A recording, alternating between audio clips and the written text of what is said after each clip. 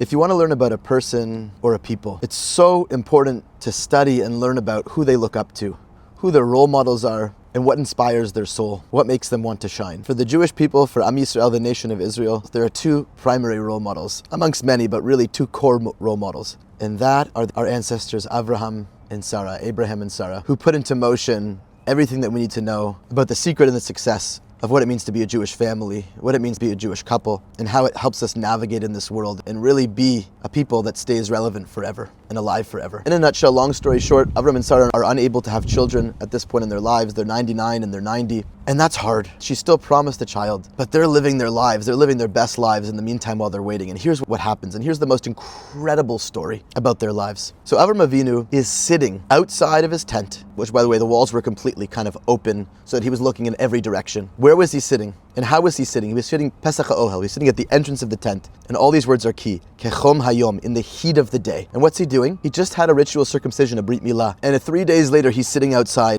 waiting outside. And what is he waiting for? As Rashi says, Lir'os im yesh over, v'shav v'yachnisem beveso. He's seeing if anybody is available, if anybody's passing by his house, because he wants to bring them in for guests. He wants to have guests in his home. And then he looks up and he sees 3 strangers who are very different than him. And what does he do? Vayar, he sees them. Vayaratz, he runs. He sprints towards them. Likrasam, to greet them. Mi Pesach HaOhel, from the entrance of the tent. And then he basically begs them, please let me serve you. Don't pass by. Al na ta'avor, don't pass by me.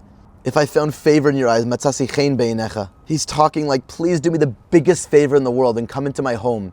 And him and Sarah together, v'yemaher, fast and quickly, with speed and alacrity, the two of them serve these 3 guests. And that's everything that you need to know about who we look up to.